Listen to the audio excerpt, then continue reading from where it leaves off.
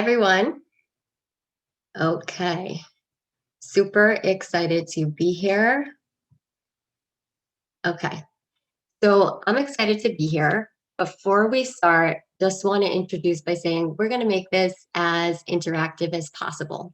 So I know that when you come to a webinar like this, you're probably here for a specific reason or are hoping to learn some specific thing. So I know we have a mix here of entrepreneurs. We have some marketers in the mix. I want you to flex those fingers, start using the chat now and use it throughout the webinar to ask questions. But start now by telling me why you're here, what you're hoping to achieve from this webinar, what you want to walk away with, and what will make you say, oh, that was an awesome webinar and it was totally worth my time. So start putting those things in the chat now. As I'm talking, just launch your questions into the chat. At the end, we'll have a Q&A and I'll try to get to as many of your questions as possible. So I'm super excited to get started. So the first thing we want to do before we start talking about creating a brilliant brand strategy for your business is let's just all get on the same page about what we're talking about here. So let's pull a poll, okay? I want all of you guys to vote, everybody who's here. Tell me what you think. What is a brand? What is a brand? Is it your business name, logo, and colors? Is it the reason people buy from you? Is it, I don't know, that's why I'm at this webinar, or something else? So go, go, go. Don't be shy. Put your votes in. Okay, and we have some smart cookies here today, I know, who are marketers who are going to nail this one. But let's see what everybody has to say. Can we pull those results? Okay, so most of you are saying the reason people buy from you. Okay, and we got a couple of people who are your business name and logo, some who don't know, and just a fraction who think it's something else. Okay, great. Well, guess what? I'm not even going to tell you what the right answer was because we're going to circle back to this in a minute. Okay. The answer is that none of those things are a brand. It's not your logo, your business name. It's not your font, your typeface, your colors, your slogan, not even your personality. Even though many of those things do contribute or are a part of your brand, none of those things actually are your brand. And we'll get to what your brand actually is. But first, again, so we can all get on the same page, I have another question for you. You have a business. Why? Let's do another poll so we can find out why all of you who are here, why you have your business. Okay? Is it to make money? You're in business to make money. Is it to fix a problem? Is it to make people's lives better? You're out there to change the world. Or is it no reason? I don't know why I'm in business. Let's close up shop. Okay? Just be honest here. There's no right answer to this one. We're just all getting on the same page about terms and about branding. So let's pull up those results. Why are we all in business? Okay, most of us chimed in that we're here to make money. Okay, and we also have a couple of people who are fixing problems, making people's lives better, and nobody has no reason, so that's always a good sign. Okay, when we talk about brand strategy and building a brilliant brand strategy, it's important to focus on the fact that businesses exist to make money now and in the long term. If we are not here to make money, then we're not a business. Okay, we have many other reasons to do what we do, but the purpose of branding, the purpose of creating a brilliant brand strategy is going to be to make money now and in the long term. So when we talk about branding, when we talk about brand strategy, Our goals are not to look pretty, to sound really cool, to imitate what the competition is doing. Our goals are make more money, beat the competition, and we got a little pizza over there because we want a bigger piece of the pie or a bigger pie, and win long-term loyalty so that even if we're making sales now, we know that we have a loyal audience who will continue to buy from us even when the market shifts and changes. And we know that we have a loyal audience who will continue to buy more things from us. So if we start to produce more products, more services, we have an audience who's loyal to our brand and is waiting to buy those things. When we talk about creating a brilliant brand strategy, that's what we're trying to do. Those are the goals. So that being said, what is a brand? There are many ways to define a brand. You're going to hear a bunch of different things from different people for the purposes of what we're trying to do today, okay? To create a brilliant brand strategy that will win that long-term loyalty, that will make those sales, okay? We're going to say for today that a brand is three things.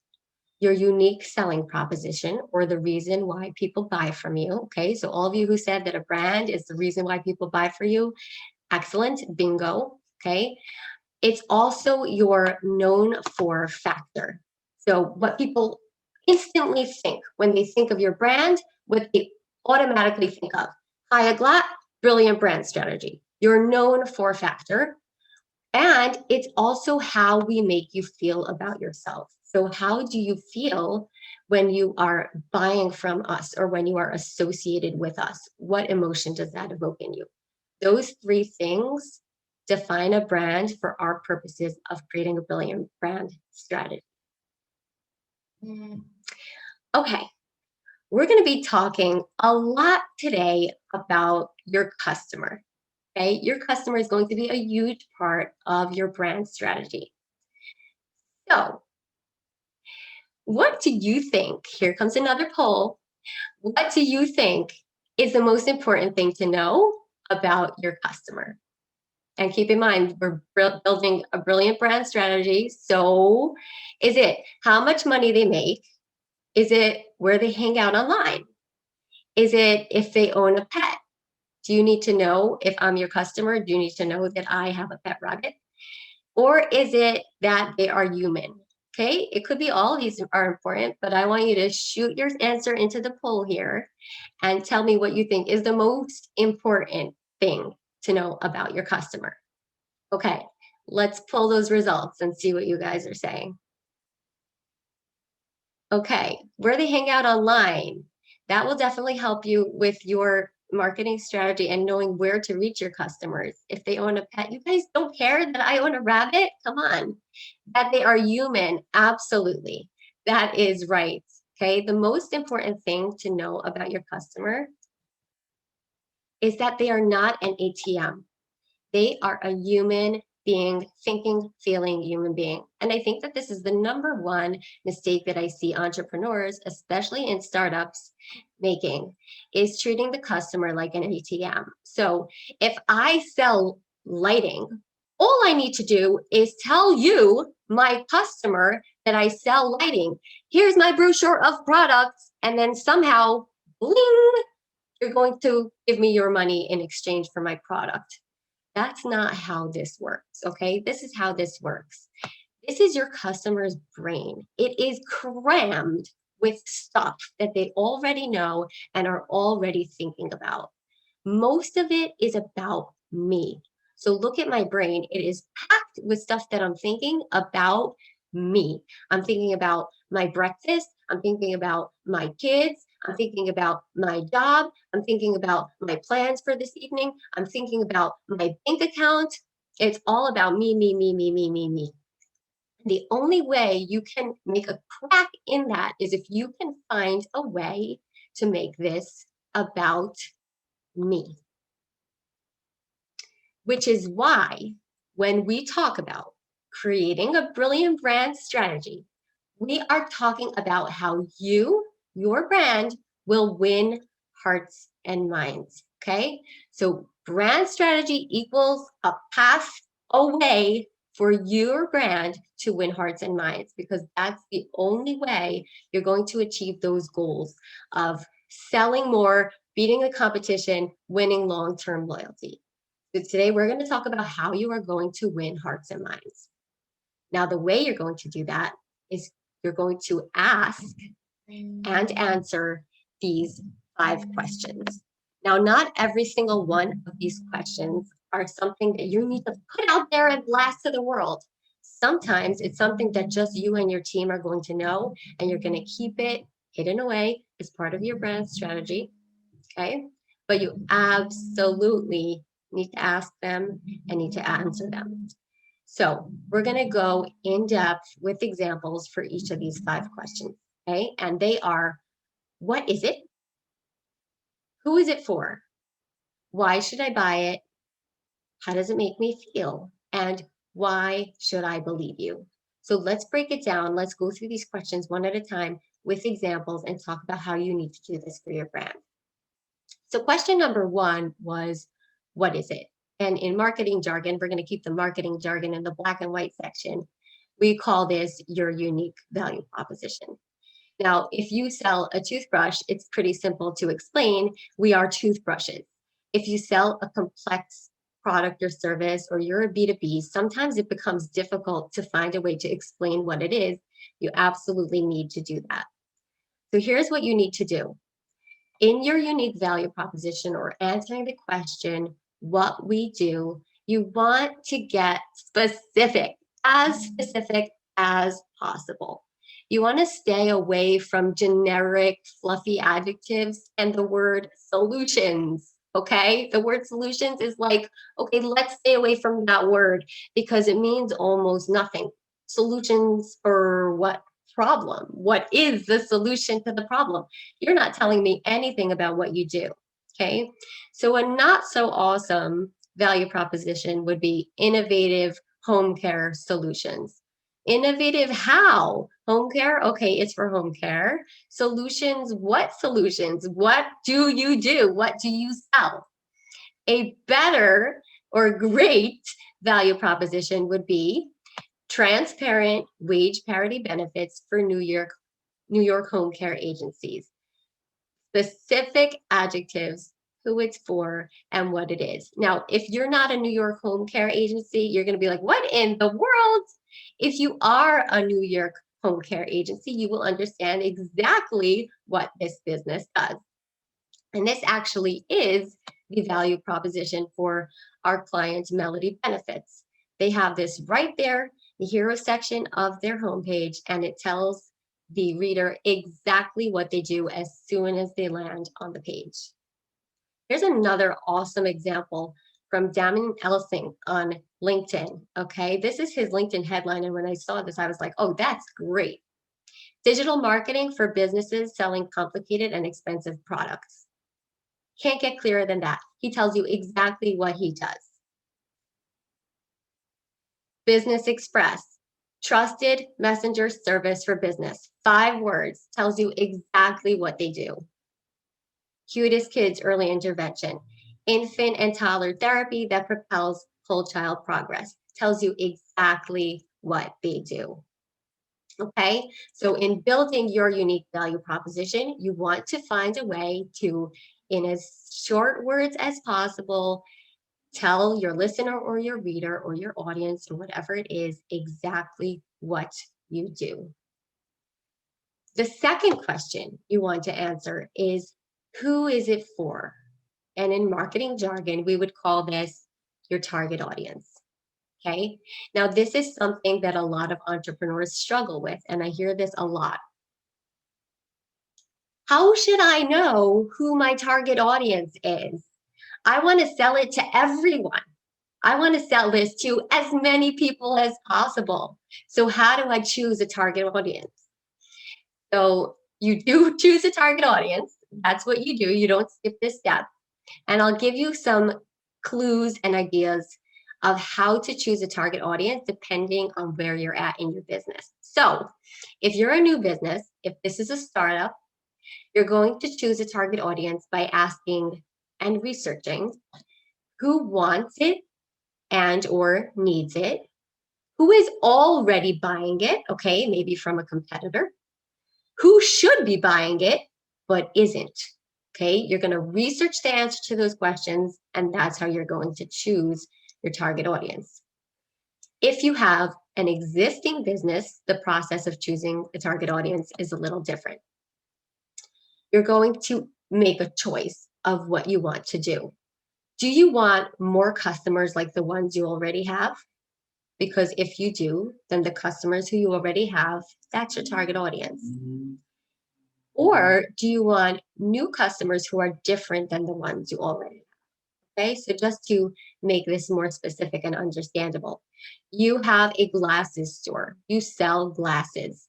The average customer in your business spends $30 for a pair of glasses. Okay, you want to take that customer who spends an average of $30 on a pair of glasses and multiply it by 10, by 100, by a million to grow your business that way. Or do you want a new customer who's different than the ones you already have? Do you want to get customers who spend an average of $130 on a pair of glasses? Because if you do, then that's your target audience. You need to develop a strategy that will work for people who spend an average of $130 on a pair of glasses. So defining your target audience is a super important step, and it depends on your goals for this brand. Okay, once you've chosen your target audience, here are 4 things that you really want to know about them. Okay, so say you sell a toothbrush that helps people who have bleeding gums. Okay, you need to know what is the problem they're experiencing. Okay, you already know that they have bleeding gums. What have they already tried? So look at the supermarket aisle and see what all the other products are out there that are meant to solve the problem of bleeding gums. Why do they ultimately buy what they buy? So they've tried all these other products. Maybe they've settled on one. Why did they choose that one? You need to know the answer to that question. And the last one is, what do they wish for, or who do they want to be like? So while our first 3 questions that we're exploring are super functional and have to do with the need for the product or why they buy it or why they buy a different product, our last question is more of an emotional profile of your target audience. So what do they think about? What do they dream about? What do they wish for? And that helps us understand their emotional profile. So when we talk about what your target audience wishes for, you want to get inside the mind of your target audience. You want to understand what it is that they dream about at night, what they dream about during the day. Okay. Is your target audience a mom who dreams about watching her child graduate with honors from college? Does she dream about making these amazing dishes like a celebrity chef? Does she dream about wealth and business success? What is it that drives your customer emotionally? You want to find out the answers to these questions. Okay, now, when you do, what do you do with all this knowledge? What do you do with all this information about your customer? So here, there's a lot you can do with information about your customer, and it will change the way you see your business and your brand. But here are 3 important things that you can do once you have this information about your customer, okay? You are going to use this knowledge to, number 1, develop a problem solution story around your brand. So it's not a toothbrush, it's a solution to your gum bleeding problem, finally, at last. Okay, a problem solution story for your product. You'll be able to segment your messaging by audience. So if you have different audiences, you will be able to break down your messaging and tell the right story to each audience. And the last thing you'll be able to do is connect emotionally with their dreams, which is super important if you want to earn that long-term loyalty that we keep talking about. Now, I'm going to show you examples of these 3 strategies that you'll use once you know your target audience, okay? So when we talk about developing a problem solution story, here is how our client Profit Pro Group used what they knew about their audience to tell a problem solution story. So they help businesses who are struggling with the numbers, okay? And here they have on their website 3 questions that you might be asking either in your own mind or with your team. We're generating so much revenue, so where's the money going? How do we know if we're spending more than we should be? How do we fund our next big hire or launch or product line? We help you get the right answer, and we do it with data because numbers don't lie. Problem solution story. They know their audience's problem, so they can tell their audience that they are the solution to that problem. Another thing you'll be able to do is segment your messaging. So if you have a clear understanding of the different types of users or the different types of customers who buy your product, you'll be able to send them to different places to get the right message for them. So this is getter.org, which is a filtering company, internet filtering. Some of their customers are individuals and some are businesses. Each has a different set of concerns and priorities when it comes to the product. So they have a separate page for each kind of customer. So they have a page for you, and they have a page for business. And if you go to that page, you will see different problem solutions. The last thing you'll do is be able to connect emotionally with your audience. When you understand their hopes and dreams, you can then become a part of their hopes and dreams. This is from atarandco.com, who I think is actually with us in the audience today. Here's how they use their customer hopes and dreams on their website. They have a testimonial from a customer who dreamed about having this beautiful, stunning website that brought her vision to life. And they have images that show how they will create that stunning website that brings your vision to life. So again, you're going to use your audience insights to connect emotionally, to segment your messaging so that different kinds of people can read a different problem solution story, and to have a problem solution story about your brand. Okay, moving on to question number 3. Why should I buy? Your brand needs to be able to answer the question, why should I buy this product or service? And again, in marketing jargon, the black and white, we call this your unique selling proposition and or your selling points. So that's the USP for short. Okay? I like to call it USPs in a pod. Okay? Because you're going to have one core benefit or main reason why people should buy. And then inside that key pod, you're going to have multiple supporting details with backing up that core reason. Okay, and I'll show you what I mean. Okay, back to Atar & Co. So their core benefit is that you'll be able to showcase your business or sell products online with a beautiful, sleek, fast-loading website. That's the USP. Now, what are the P's inside the pod? All their many, many selling points or benefits or amazing, awesome perks you will get by working with them, like the stunning results, the on-brand design, the growth-friendly pricing, the tech guidance. These are all the supporting details that make up your P's in a pod. Another example, okay? Hannah Anderson jackets.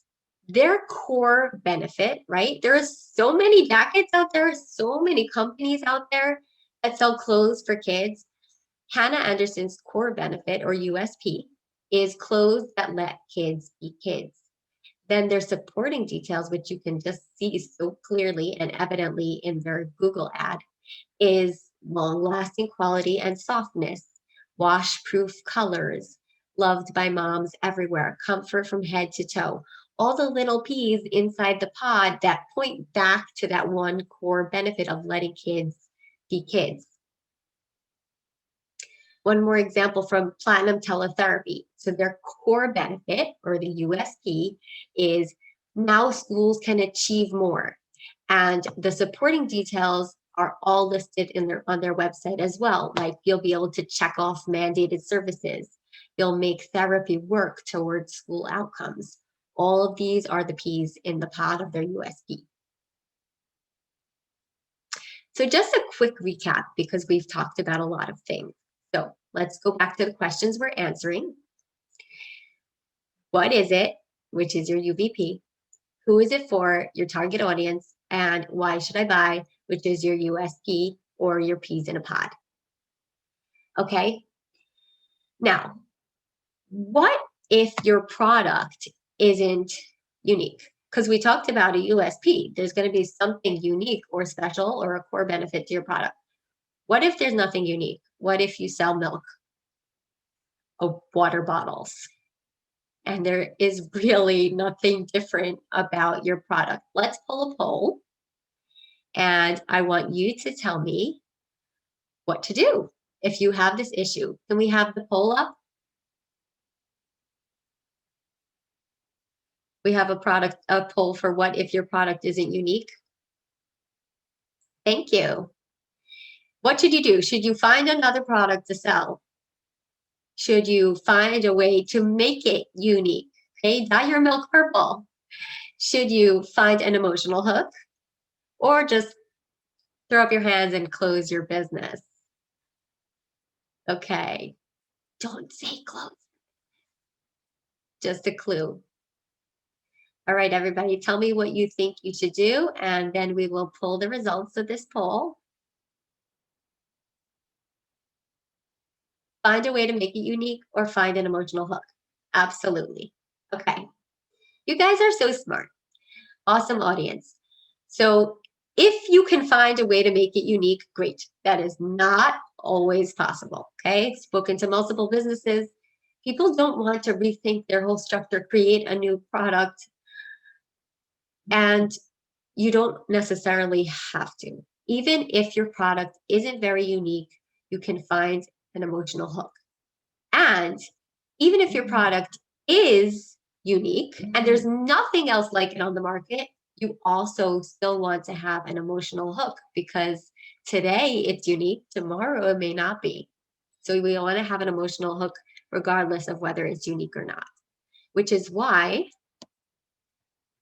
question number 4 is, how does it make me feel? Or our emotional selling proposition. Okay.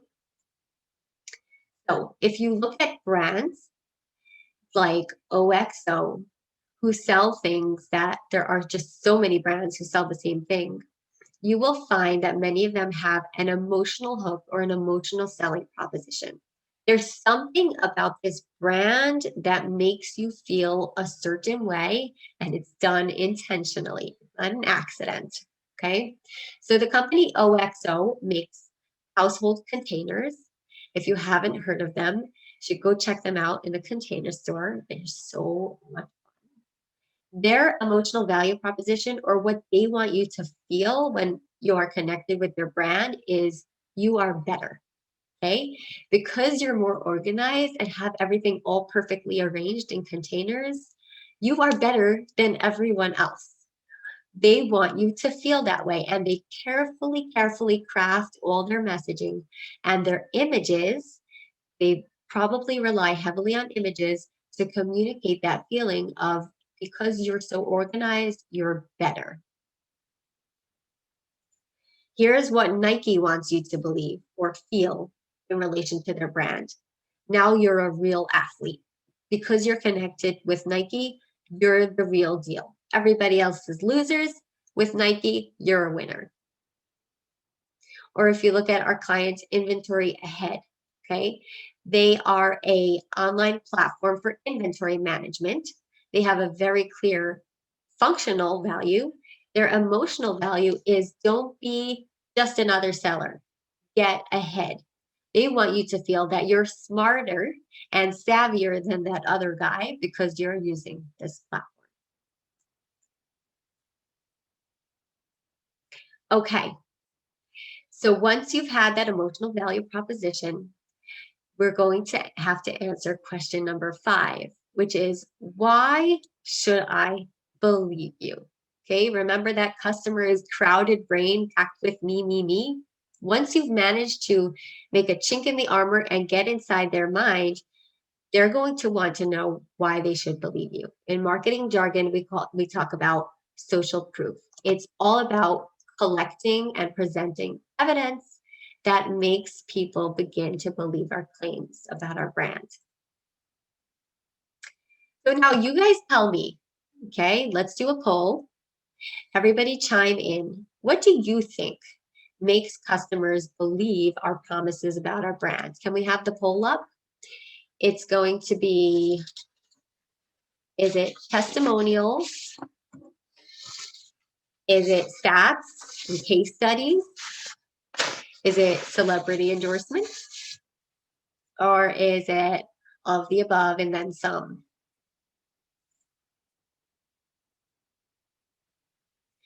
Which one do you think makes people believe what your brand says? Can we have our results? Everybody quickly shoot in your answers. Okay, let's see what you think makes people believe. So yes, ding, ding, ding, all of the above, and then some. 86% of you chimed in. Those of you who said testimonials, those of you who said stats and case studies, nobody said celebrity endorsements, so that's definitely a part of it. The answer is all of the above. All of those things and more will help people believe. So let's explore some different forms that will help people believe your claims. Okay, we're going to collect many different forms of evidence to back up your claim. So you want stats and numbers, even just numbers about the number of customers who have bought this product or the number of clients who have worked with this service. You want to collect client logos, so social proof. Other people trust us, you can too. Testimonials help people believe. Case studies, this is what we've done before. And lifestyle images for your emotional value proposition. We'll talk more about that. But if you're relying really heavily on an emotional value proposition and you don't have much functional value, then you really want to have some incredible lifestyle images to help make people believe your claims. And we'll talk more about that soon. So let's go into examples of each of these things. So stats, this is from my website, increased web traffic by 351%. Real results, more stats. This is from Profit Pro Group. Increased profit margins by 25% and resolve the cash flow crisis by cutting the operating cycle from 140 days to 75 days. Tells you the results they achieved and how they achieved them. Okay, celebrity endorsements. So again, brands that rely heavily on that emotional value proposition, this is going to be an effective strategy for them. Okay, so Nike has lots of celebrity endorsements from athletes because they want you to believe that with Nike, you're the real deal, and without it, you're not. Okay, testimonials from customers. This is from Profit Pro. Stats or numbers of how many people are using the product. This is from Gedder, that filter company we talked about before. And lifestyle images. So this is from PG Tips, another brand, and they make tea. Okay, another brand that relies very heavily on their emotional value proposition, which is a sense of belonging and comfort. And while OXO wants you to feel like you're better, PG Tips wants you to feel like you're part of a very warm, loving, and embracing family, and you just fit right in. It's so comfortable. So they rely heavily on these lifestyle images to make you believe or start to feel that emotional value proposition. Okay, so I know what you're thinking right now. Mind reader moment. You are thinking, all of this sounds like a lot of work, Chaya. Do I really need to do this? Do I need to be like figuring out what's happening in my customer's head and collecting all kinds of evidence and figuring out lifestyle images that will connect with them emotionally? Do I really have to do all this? So the answer is, nah, you don't. You don't have to do any of this. You only have to do it if you want to make more money, beat the competition, and win long-term loyalty. That's when you need to have a brand strategy. And that's when you need to go through this process. Okay. So another mind reader moment. Okay. You're thinking, okay, how in the world am I even supposed to know what any of these things should be? I don't know my unique value proposition. I don't know my unique selling proposition. I don't know what my emotional value proposition should be. Where do I start? Okay, don't worry. I'm going to show you exactly what to do. The first thing is don't make stuff up. Okay. Don't say, okay, I just went to a webinar about brand strategy. Now I'm going to go and make up some creative stuff like what my emotional value proposition should be. Uh, don't do that. Do not make stuff up. Here's what you are going to do. You're going to use my research-driven process, the MAD formula, okay? MAD. This is what you are going to research. You want to research your market, okay? So you'll look at what's already out there. You'll look at your competition.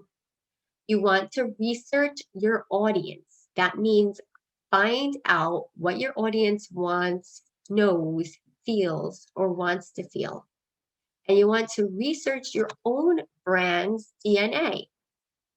What's the stuff that my business is made of? What makes us unique or makes us tick? Why do we do things the way we do them? So you want to ask these questions about your own business. Now I'm going to demo how this MAD formula works, okay? I'm going to take you really quickly through the research process for my friend Stacy and how she created a brand strategy using the MAD formula, okay? So Stacy's into cleaning. She does mostly residential cleaning, some businesses too.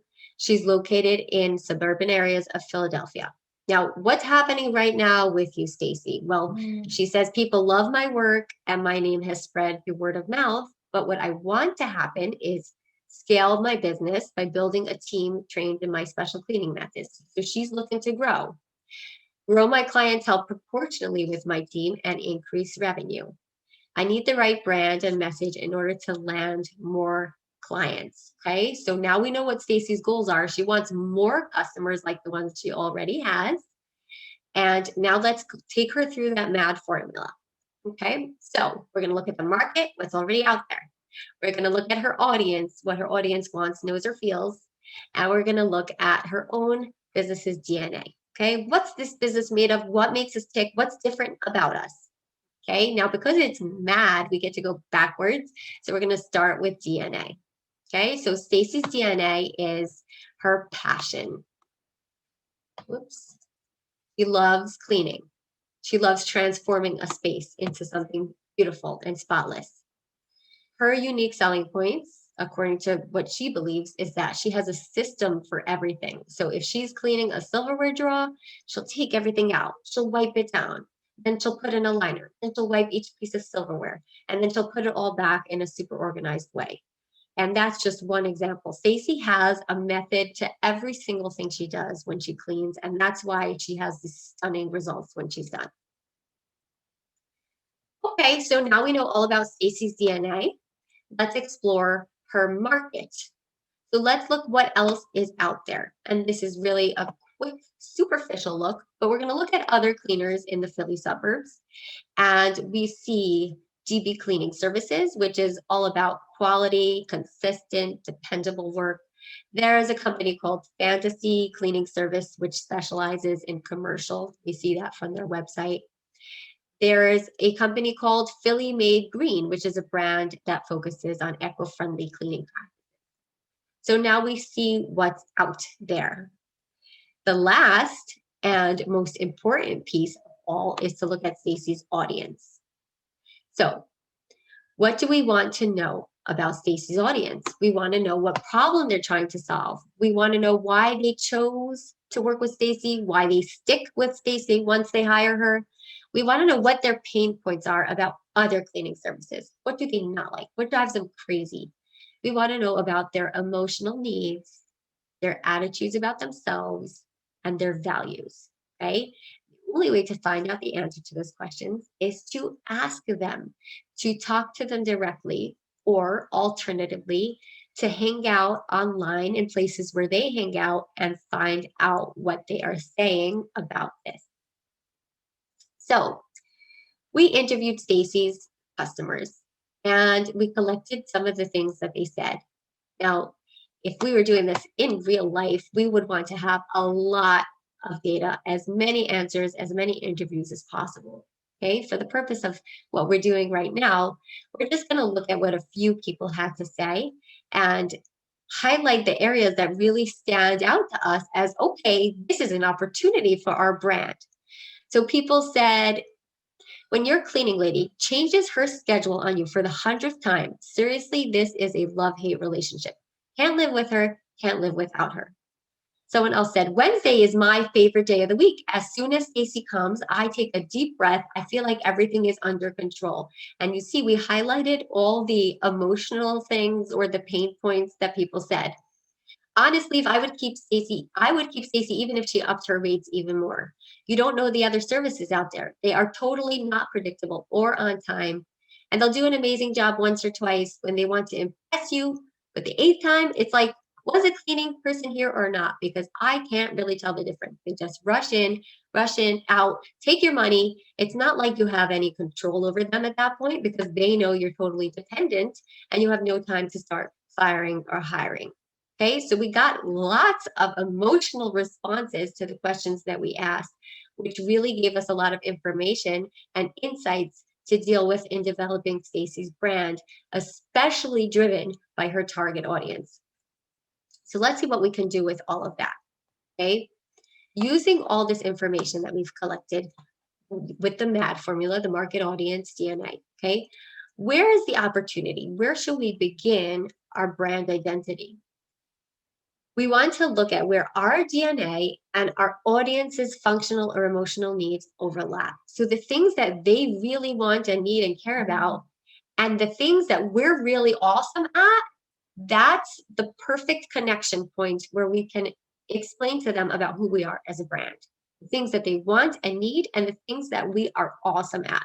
That's the perfect place to build our brand. And also where the market doesn't adequately address our audience's needs. So when we looked at the market, we did not see any cleaning brand that had a focus on predictability and control, which is really what this audience is asking for.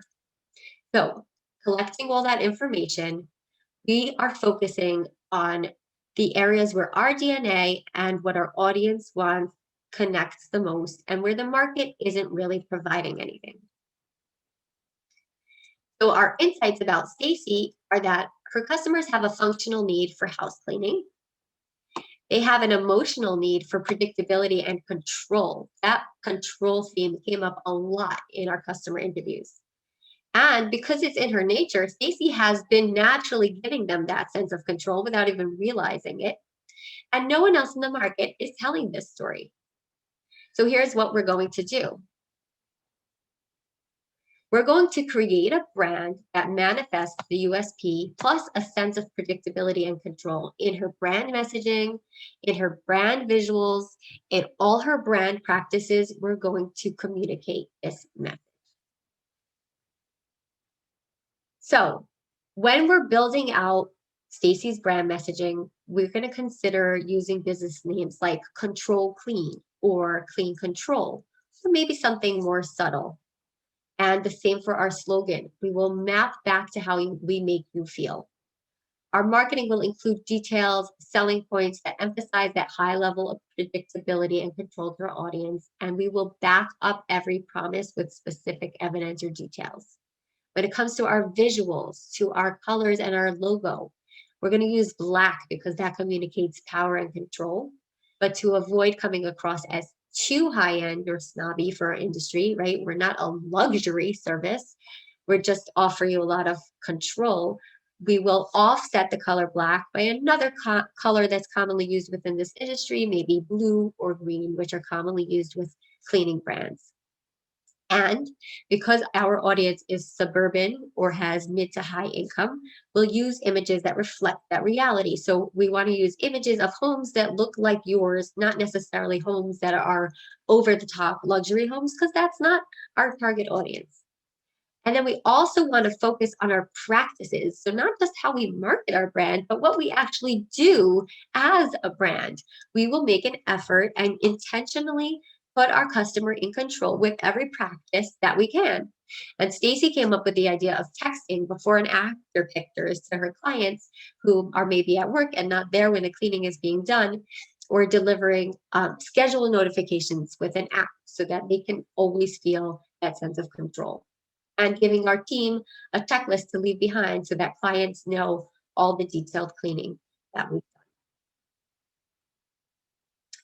So now that you have the 5 questions that you need to answer, now that you have the research process that will help you answer those questions, what's next?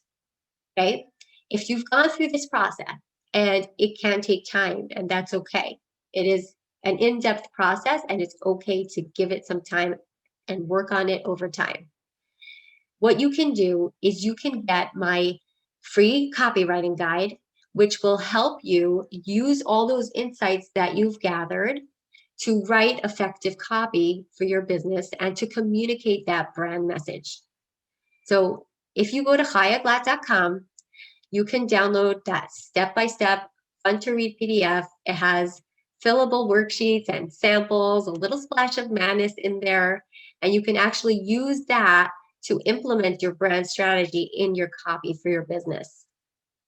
Okay, here it is. I'm going to leave that up on the screen. And right now, I am going to start answering your questions. So if you still have questions, keep putting them in the chat. I'm going to try to get to as many as I can.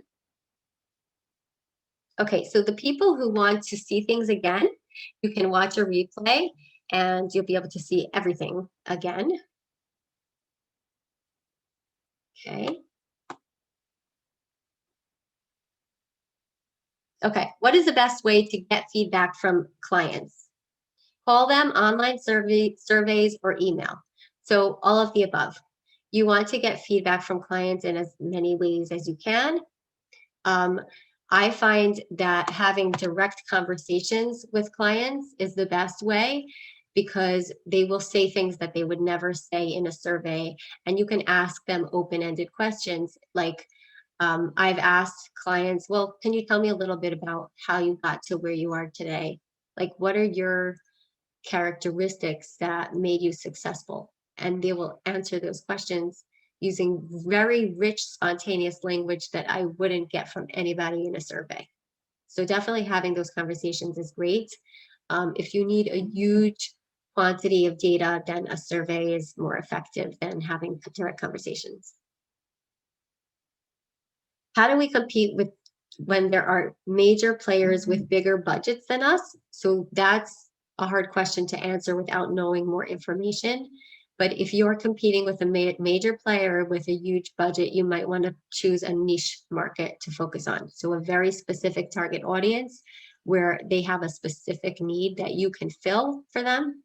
That can be one strategy to compete with a major player. Or getting as big of a budget as the other guys, but that's not always realistic. Okay, what do you do when you have a commoditized product and customers choose purely on price? So again, you want to have that emotional hook, okay? If it's commoditized, then there's not enough emotion there. You need to create an emotional value proposition for that product. Sometimes it is really difficult to stick out from the crowd. What is the number one differentiator? So you need to go through that mad formula in order to find out, because your number one differentiator is going to be something that your audience wants and needs, something that the market is not doing too well, and something that you, with your DNA, can do amazingly. Okay, do we have any more questions? How can we fit all these needs solutions into a short ad? Okay, that's a really good question. Okay, because an ad or a very short message like an ad can only communicate one message to one audience. Okay, so if you're doing advertising, you might want to segment your advertising strategy and have different messages for different audiences. Because if you try to crowd too much into an ad, it's not going to work. How important are customer quotes and testimonials? They're important. I don't know if necessarily having that specific kind of social proof is important, but you definitely need social proof. You need some kind of evidence to back up your claims, give people a reason to believe.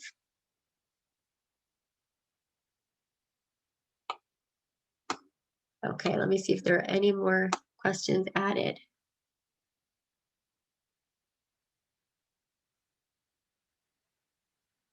What about branding for someone starting out or in early stages? Does one need to wait till more established? Okay, so if you're starting out, there are different ways for you to do this, okay? You can start small and evolve your brand as you go based on feedback from your customers. So, as you're working, as you're selling, as you're marketing, you're also testing and finding out what's working, what people care about, what they don't care about. You're talking to all the customers that you work with, and you're collecting data so that you can then begin to market that brand at scale. Okay. A different model is if you want to blitz the market, you want to hit the ground running with an already scaled business, you need to do all the research before and then craft that very well researched messaging and put it out there at scale so you could generate leads at scale as well. But definitely, if you're a freelancer or a freelance service provider, mom and pop type business, then it's a very valid model to start small and then to collect the data as you go.